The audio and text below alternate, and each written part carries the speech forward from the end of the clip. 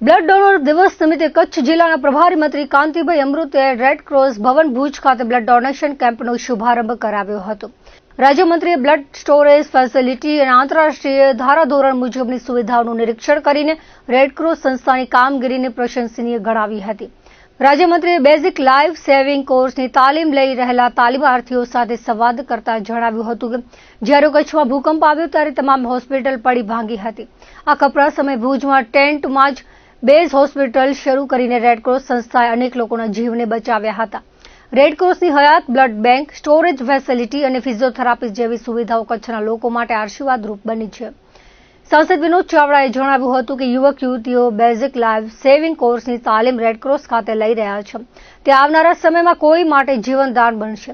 સાંસદે રેડક્રોસની સેવા ભાવનાને બિરદાવીને લોકોને રક્તદાન કરવા અપીલ કરી હતી। રેડક્રોસના ચેરમેન ધવલભાઈ આચાર્ય રેડક્રોસ સંસ્થા કચ્છમાં અનેક જિંદગીઓને બચાવવામાં નિમિત્ત બની રહી છે તે વાતનો આનંદ વ્યક્ત કરતા જણાવ્યું હતું કે કચ્છના દરેક તાલુકામાં બ્લડ બેંક, બ્લડ સ્ટોરેજ જેવી ખૂબ જ જરૂરી ફેસિલિટીનું નિર્માણ કરવામાં આવ્યું છે। વેક્સિનેશન, ફિઝિયોથેરાપી અને હેલ્થ ચેકઅપ સહિતની સેવાઓનો લાભ કચ્છના લોકો લઈ રહ્યા છે। રેડક્રોસના પ્રેસિડેન્ટ અને જિલ્લા કલેક્ટર અનિલ રાણાવસિયા, અગ્રણી ફલજીભાઈ ચૌધરી, હિતેશભાઈ ખંડોર, ભીમજીભાઈ જોધાણી, જિલ્લા વિકાસ અધિકારી ઉત્સવ ગૌતમ, રેડક્રોસના secretary Meera Savaliya, vice chairman Vimal Mehta, ખજાનચી સંજય ઉપાધ્યાય, સભ્યો ધર્મેન્દ્ર કચ્છી, પરાગલિયા હીરાલાલ સોની સહિત તાલીમાર્થીઓ ઉપસ્થિત રહ્યા હતા। અધિક માસની પૂર્ણાહુતિ થઈ છે। આ પૂર્વે ભુજ તાલુકાના માધાપર ગામે બટુક ભોજનનું આયોજન કરવામાં આવ્યું હતું જેમાં 30થી વધુ બાળકોને ફૂડ પોઈઝનિંગની અસર થતા માવતરોમાં ચિંતા ફેલાઈ છે। સ્થાનિકોના કહેવા પ્રમાણે છેલ્લા 8 વર્ષથી બટુક ભોજનનું આયોજન કરવામાં આવે છે। આજ દિવસ સુધી આવો બનાવ બન્યો નથી। ગઈકાલે તમામ વસ્તુ ઘરે બનાવી હતી પરંતુ છાશ માટે દહીં બહારથી મંગાવ્યું હતું। ઐશ્વર્યાનગર પાસે આવેલ ડેરીમાંથી દહીં મંગાવ્યું હતું જેની છાશ બનાવીને બાળકોને અપાઈ હતી। છાશના કારણે તબિયત બગડી હોવાનું સામે આવ્યું છે। મળતી વિગતો મુજબ માધાપર નવાવાસમાં આવેલ ઐશ્વર્યાનગરમાં આ બનાવ બન્યો હતો। ગઈકાલે સાંજે અહીં બટુક ભોજનનું આયોજન કરાયું હતું। સેવ, બુંદી, છાશ, દાળ ભાત જમ્યા બાદ બાળકો ઘરે પહોંચ્યા અને રાત્રે તબિયત બગડવાનું શરૂ થયું હતું। બાળકોને એકાએક ઉલટી, ઉપકા શરૂ થયા હતા। જીકેમાં 22 જેટલા બાળકોને દાખલ કરવામાં આવ્યા છે અને બાળકોને ખાનગી હોસ્પિટલમાં લઈ જવાયા હોવાનું પણ સામે આવી રહ્યું છે। હાલ બાળકોને જીકે જનરલ હોસ્પિટલમાં પીડિયાટ્રિક વિભાગમાં રાખવામાં આવ્યા છે અને બાળકો સ્વસ્થ હોવાનું જાણવા મળ્યું છે। ઘટનાની ગંભીરતાને પગલે હોસ્પિટલમાંથી આરોગ્ય વિભાગની જાણ કરવામાં આવી હતી જેથી સવારથી આરોગ્ય વિભાગ હરકતમાં આવ્યું છે અને આસપાસના આરોગ્ય કેન્દ્રમાંથી ટીમો બોલાવીને અસરગ્રસ્ત વિસ્તારમાં ઘરે ઘરે સર્વે શરૂ કરવામાં આવ્યો છે જેમાં અસરગ્રસ્ત બાળકોને શોધવા સાથે તકલીફ જણાય તો સારવાર કરવામાં આવી રહી છે। તેમજ ફૂડ વિભાગની ટીમે જે જગ્યાએથી દહીં લીધું હતું તે ડેરીમાંથી નમૂના લીધા હોવાનું જાણવા મળ્યું છે। હોસ્પિટલમાં હાજર વાલીઓએ છાશના કારણે બાળકોની તબિયત ખરાબ થઈ હોવાનું એકી સુરે જણાવ્યું હતું। આ ઘટનાએ સમગ્ર માધાપર પંથકમાં વાલીઓમાં ઉચાટ ફેલાવ્યો છે।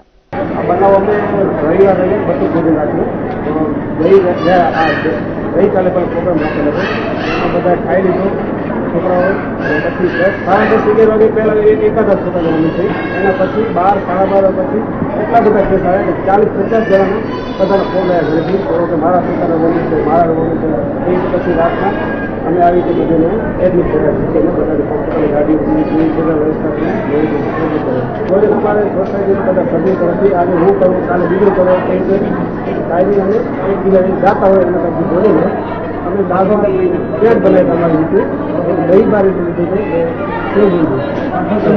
ઘરેથી બનાવી અસર થઈ છે એમાં કારણ કે આમ તો બધું ભોજન અમે છેલ્લા 8 વર્ષથી કરી છે જ્યાં પહેલું બનાવતું છે લગભગ બધી વસ્તુ અમારી પોતાની બનાવેલી હોય છે। ક્યારેક શાક લેવાનું, મિશ્રણ લેવાની હોય પણ અત્યારે કાલે જે બનાવેલું હતું એમાં પણ દાળ ભાત અમારા પોતાના જ બનાવેલા છે। સેવ બુંદી બારેથી લીધેલી છે અને છાશ બારેથી લીધેલી છે દહીં જે લે એના માટે ખબર પણ અમને દહીં માટે ડાઉટ એટલે છે કારણ કે દહીં ખાલી જે લોકો ખાલી છોકરા જમ્યા નથી અને ખાલી જે લોકો છાશ પીધી છે ને એ લોકોને પણ એ જ વોમિટની અસર થઈ ગઈ છે, ફૂડ પોઈઝન થઈ ગયું છે એટલે જરાક દહીંમાંથી અમને ડાઉટ છે કે એ કદાચ ફૂડ પોઈઝન થઈ ગઈ ને દહીં ક્યાંથી મંગાવી તમે? એ આપણે ઐશ્વર્યાનગર બાજુમાં જોઈએ છે શિવડેરીમાં અને ભાઈ આપણે એ જ કહી શકીએ કે ભાઈ તૈયાર વસ્તુ લેતા હોઈએ તો જે લોકો વસ્તુ બનાવે છે દહીં બનાવે છે કે મિક્સર જે પણ બનાવતા હોય તો પોતાનું ધ્યાન રાખે 2 પૈસા કમાવા માટે કરીને કોઈ જિંદગી ખરાબ નથી એમ પૂર્વ કચ્છ પોલીસ દ્વારા ચલાવવામાં આવી રહેલા no drugs in Kutch campaign અંતર્ગત આડેસર પોલીસે સફળ કાર્યવાહી કરી ભીમાસર કીડિયાનગર રેલવે ફાટક નજીકથી મહેન્દ્રા જીપમાં ગેરકાયદેસર પોસ્ટ ડોડાનો જથ્થો લઈ જતા 2 આરોપીઓને ઝડપી પાડ્યા છે. બોર્ડર રેન્જ ભુજના પોલીસ મહાનિરીક્ષક ચિરાગ કોરડિયા તથા પૂર્વ કચ્છ પોલીસ અધિક્ષક સાગર બાગમારના માર્ગદર્શન હેઠળ ભચાઉ વિભાગના નાયબ પોલીસ અધિક્ષક સાગર સાંભળાની દેખરેખમાં આડેસર પોલીસ સ્ટેશનના પીઆઈ જેબી આચાર્યના માર્ગદર્શન મુજબ કાર્યવાહી હાથ ધરવામાં આવી હતી. પોલીસે ભીમાસર કીડિયાનગર રેલવે ફાટક નજીક વોચ ગોઠવી હતી. તે દરમિયાન મહેન્દ્રા જીપને અટકાવી તપાસ કરતા તેમાંથી 3,369 કિલો પોસ્ટ ડોડા મળી આવ્યા હતા. પોલીસે બબાભાઈ પાંચાભાઈ પઢારિયા અને બબાભાઈ કુંભાભાઈ ગોયલને ઝડપી પાડી તેમની સામે એનડીપીએસ એક્ટ હેઠળ ગુનો નોંધી વધુ તપાસ હાથ ધરી છે. આ કેસમાં અખાભાઈ અરજણભાઈ સોઢા ફરાર હોવાનું સામે આવ્યું છે અને તેની શોધખોળ શરૂ કરવામાં આવી છે. પોલીસે કાર્યવાહી દરમિયાન 50,535 કિંમતનો પોસ્ટ ડોડા, 2 મોબાઈલ અને 1 મહેન્દ્રા જીપ સહિત કુલ 1,60,535નો મુદ્દામાલ જપ્ત કર્યો છે. વધુ તપાસ લાકડીયા પોલીસ સ્ટેશનના પીઆઈને સોંપવામાં આવી છે. મુન્દ્રાના મોખા અને વડાલા ગામ વચ્ચે નર્મદાના કૂવામાં અકસ્માતે પડી જતા યુપીના યુવાનું કરુણ મોત નીપજ્યું હતું. મરણ જનાર હતભાગી અરુણ અદાલત જાંગા મજૂરી કામ કરતો હતો. બનાવની જાણ થતાં મુન્દ્રા મરીન પોલીસ બનાવ સ્થળે પહોંચી ગઈ હતી અને હતભાગીના મૃતદેહને બહાર કઢાયો હતો. મુન્દ્રા મરીન પોલીસ મથકના પીઆઈના માર્ગદર્શન હેઠળ હતભાગીના પરિવારજનોની ઉપસ્થિતિમાં અંતિમ ક્રિયા માટે વ્યવસ્થા ગોઠવી હતી. હતભાગીની અંતિમ ક્રિયાની સામગ્રી માટે જનસેવાના રાજ સંઘવીએ વ્યવસ્થા ગોઠવી હતી. તેમજ સામાજિક અગ્રણીએ સ્મશાનમાં અંતિમ વિધિમાં સહયોગ આપ્યો હતો. મુન્દ્રા સરકારી હોસ્પિટલના મુખ્ય તબીબ ડોક્ટર મંથન ફફલ પીએમ રિપોર્ટની વિધિ પૂર્ણ કરી હતી. પૂર્વ કચ્છ જિલ્લામાં દારૂ, જુગાર અને નશીલા પદાર્થો સામે કડક પગલાં લેવા બોર્ડર રેન્જ આઈજી અને પૂર્વ કચ્છ પોલીસ વડા દ્વારા સૂચના અપાઈ હતી. જેને પગલે પૂર્વ કચ્છ એલસીબીના પીઆઈના વડપણ હેઠળ એલસીબીની ટીમ ગાંધીધામ વિસ્તારમાં પેટ્રોલિંગમાં હતી. તે દરમિયાન શંકાસ્પદ ગાડીની હિલચાલ જોવા મળી હતી. ત્યારે પોલીસની ટીમને જોઈ વાહન ચાલક નાસી ગયો હતો. પોલીસ દ્વારા તપાસ કરવામાં આવતા ગાડીમાં 3,76,249નો શરાબ મળી આવ્યો હતો. ગુજરાત રાજ્યમાં દારૂબંધી હોવાનું જાણતા હોવા છતાં વેચાણ અર્થે મેળવ્યો હતો. પોલીસે દારૂ અને કાર સહિત કુલ 7,76,249નો મુદ્દામાલ કબજે કર્યો હતો. અંજારના દુધઈ પોલીસ સ્ટેશન હેઠળના ટપ્પરવાડી વિસ્તારમાંથી 1 કરોડથી વધુના મુદ્દામાલ સાથે વિદેશી દારૂ તેમજ બિયર અને વાહનો સાથે મુદ્દામાલ પકડી પડાયો હતો. વહેલી સવારના પાડવામાં આવેલ દરોડામાં પકડાયેલ મુદ્દામાલની ગણતરી દુધઈ પોલીસ સ્ટેશનમાં હાથ ધરવામાં આવી હતી. પૂર્વ કચ્છ જિલ્લા પોલીસ વડા border range IG Chirag Kordia અને પૂર્વ કચ્છ પોલીસ વડા સાગર બાગમારના માર્ગદર્શન હેઠળ પૂર્વ કચ્છ એલસીબી પીઆઈ તેમજ પીએસઆઈ સહિતની ટીમ દ્વારા કાર્યવાહી કરવામાં આવી હતી. ભુજ તાલુકાના કુકમા ગામ નજીક આવેલ ટોલનાકા પાસે અકસ્માત સર્જાયો હતો.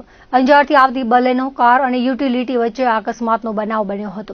કારમાં સવાર 2 લોકોને ગંભીર ઇજાઓ પહોંચી હતી.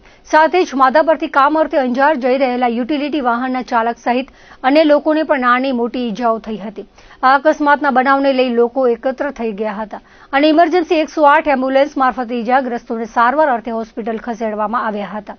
આ અકસ્માત એટલો ભયાનક હતો કે કાર સાથે યુટિલિટી વાહન અથડાઈને રોડ નીચે ઉતરી ગયું હતું. કચ્છની ભૌગોલિક સ્થિતિ હંમેશાથી ભૂકંપના દ્રષ્ટિકોણથી સંવેદનશીલ રહી છે. ત્યારે સરહદી જિલ્લામાં કચ્છની ધરામાં ફરી એકવાર કંપન અનુભવાતા સ્થાનિક લોકોમાં ફફડાટ વ્યાપી ગયો છે. આજે સવારના સમયે પૂર્વ કચ્છના ભચાઉ પંથકમાં ભૂકંપનો 1 આંચકો નોંધાયો હતો, જેને પગલે લોકો ઘરની બહાર દોડી આવ્યા હતા. સદનસીબે આ આંચકાની તીવ્રતા ઓછી હોવાના કારણે જાનમાલના નુકસાનના કોઈ અહેવાલ પ્રાપ્ત થયા નથી. પરંતુ વારંવાર ધ્રુજતી ધરાને લીધે લોકોમાં ચિંતાની લાગણી જોવા મળી રહી છે. ગાંધીનગર સ્થિત ઇન્સ્ટિટ્યૂટ ઓફ સિસ્મોલોજીકલ રિસર્ચના સત્તાવાર અહેવાલ અનુસાર ભચાઉથી ઉત્તર પૂર્વ દિશાએ આશરે 25 કિલોમીટર દૂર આવેલા કકરવા ગામ નજીક આ ભૂકંપનો આંચકો અનુભવાયો હતો. રિક્ટર સ્કેલ પર આ ભૂકંપની તીવ્રતા 2.9ની માપવામાં આવી હતી. ભૂકંપ શાસ્ત્રીઓને જણાવ્યા મુજબ આ ભૂકંપનું કેન્દ્રબિંદુ જમીનની અંદર 21.3 કિલોમીટરની ઊંડાઈએ નોંધાયું હતું, જેના કારણે આસપાસના ગ્રામ્ય વિસ્તારોમાં સામાન્ય ધ્રુજારીનો અનુભવ થયો હતો. દર 3 વર્ષે આવતા પવિત્ર અધિક એટલે કે પુરુષોત્તમ માસની પૂર્ણાહુતિ થઈ છે. અધિક માસની અમાસ નિમિત્તે શ્રદ્ધાળુઓમાં ભારે ધાર્મિક ઉત્સાહ જોવા મળ્યો છે. હિન્દુ ધર્મમાં આ માસનું વિશેષ મહત્વ હોવાથી સ્થાનિક મહિલાઓ દ્વારા આખો મહિનો ભક્તિભાવપૂર્વક ઉજવણી કરવામાં આવી હતી. ભુજના પ્રમુખ સ્વામીનગર ખાતે આવેલા રામેશ્વર મહાદેવ મંદિરે પણ સમગ્ર અધિક માસ નિમિત્તે વિવિધ ધાર્મિક કાર્યક્રમોનું આયોજન કરવામાં આવ્યું હતું. મંદિરના પૂજારી જિગ્નેશ મહારાજે જણાવ્યું હતું કે આજે પવિત્ર પુરુષોત્તમ માસના અંતિમ દિવસે સત્સંગ અને પૂજન સહિતના વિવિધ કાર્યક્રમો રાખવામાં આવ્યા છે અહીંના રામેશ્વર મહિલા મંડળના દીપાબેન ઠક્કરે વિગતો આપતા જણાવ્યું હતું કે પવિત્ર અધિક માસના પ્રારંભથી આજ દિન સુધી દરરોજ મંડળની 80 થી 100 જેટલી બહેનોએ ભક્તિભાવ સાથે પૂજન અર્ચન કર્યા હતા. પવિત્ર અધિક માસ નિમિત્તે સત્યનારાયણની કથા, તીર્થસ્થાનોના પ્રવાસ સહિતના કાર્યક્રમો યોજાયા હતા. અમાવસ્યાના દિવસે તમામ બહેનો દ્વારા વિશેષ પૂજન અને સત્સંગનું આયોજન કરવામાં આવ્યું હતું. ભુજના દ્વિધામેશ્વર મહાદેવ મંદિર ખાતે એકત્રિત થયેલી મહિલાઓએ જણાવ્યું હતું કે દર 3 વર્ષે આવતા આ મહિનાને ભગવાન વિષ્ણુએ પોતાનું નામ આપ્યું છે. આ પવિત્ર માસ દરમિયાન મહિલાઓ માટીમાંથી કાઠાગોર મહારાજની મૂર્તિ બનાવીને તેને બાજોડ પર 1 મહિના માટે સ્થાપિત કરે છે અને વિધિ વિધાનપૂર્વક પૂજા અર્ચના, કથા વાર્તા અને ભજન કીર્તન કરે છે. આ મહિનામાં પવિત્ર નદીઓમાં સ્નાન તેમજ 108 ફળ અને 1008 તુલસી દળ અર્પણ કરીને વિશેષ પૂજા કરવાનું અને દાન પુણ્ય કરવાનું અનંત ગણું મહત્વ રહેલું છે, જેમાં 11 અને વ્યક્તિપાતનું દાન સર્વશ્રેષ્ઠ મનાય છે. આજે માસના અંતિમ દિવસે તમામ મહિલાઓ પોતાના ઘરેથી ભગવાન માટે વિશેષ ભોગ બનાવીને લાવ્યા હતા.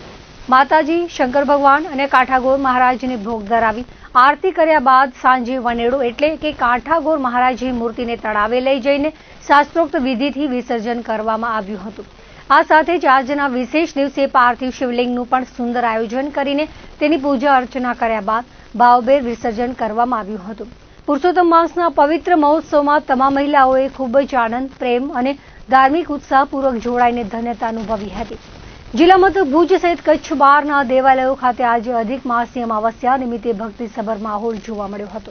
આજે પુરુષોત્તમ માસનો છેલ્લો દિવસ હોવાથી આજે અહીંયા કને બધો પ્રોગ્રામ રાખેલો છે. 1 મહિનો અમે બધી બહેનોએ સાથે મળીને 80 થી 100 જેવી બહેનોએ સાથે મળીને રોજ સત્સંગ કરતા હતા, પૂજા કરતા હતા. પુરુષોત્તમ માસની દરરોજ વિવિધ જાતના પ્રોગ્રામ પણ કરતા હતા. કોઈને ક્યારેક યાત્રાએ તીર્થ સ્થળે લઈ જતા હતા, ક્યારેક સત્યનારાયણની કથા કરી. બધી બહેનોએ ખૂબ સાથે મળીને 1 મહિનો ઉજવણી કરી, સત્સંગ કર્યો ખૂબ જ. આજે અહીંયા પવિત્ર પુરુષોત્તમ માસ આજે અમાસ છે અને 3 વર્ષે એક વખત આ અધિક માસ આવતો હોય છે અને અધિક માસનું ખૂબ મહત્વ છે. અધિક માસમાં જે પણ આપણે પુણ્ય કર્મ કરીએ એનું અનેક ગણું ફળ આપણે પ્રાપ્ત થાય છે અને અહીંયા રામેશ્વર મહાદેવના સાનિધ્યમાં બહેનો આખો મહિનો અહીંયા સત્સંગ કર્યો છે અને દરરોજનો સત્સંગ થાય અને એનું અધિકસ્ય અધિકમ ફલમ પ્રાપ્ત થાય. બધાને સુખ, શાંતિ, સમૃદ્ધિની પ્રાપ્તિ થાય. ભગવાન પુરુષોત્તમ નારાયણ બધાને આશીર્વાદ આપે. ભગવાન રામેશ્વર મહાદેવ સૌને આશીર્વાદ આપે. દર 3 વર્ષે આ અધિક માસ આવતો હોય છે અને એમાં આખો મહિનો બહેનો સત્સંગ કરે છે અને આજે અમાસ છે. આજે આ અધિક માસ પૂર્ણ થયો છે. અધિક માસ નિમિત્તે અમારા આ બહેનો બધા પૂજા અર્ચના, ભક્તિભાવ, મહાદેવના મંદિરમાં અભિષેક એવં ઇત્યાદિ કર્મ ચાલુ છે. એવં આજે પવિત્ર પુરુષોત્તમ માસનો છેલ્લો દિવસ છે. આજે પૂજા અર્ચનામાં બધા બહેનો હળી મળીને પૂજાઓ આખો મહિનો કરી અને એ મહાદેવ ભોળાનાથ એમને પુરુષોત્તમ મહાદેવ આત્માને આપણે એ બધાને સુખ, શાંતિ, સમૃદ્ધિ અને આરોગ્ય બક્ષે એવી આ પુરુષોત્તમ માસ નિમિત્તે આપણે શુભકામના આપીએ છીએ.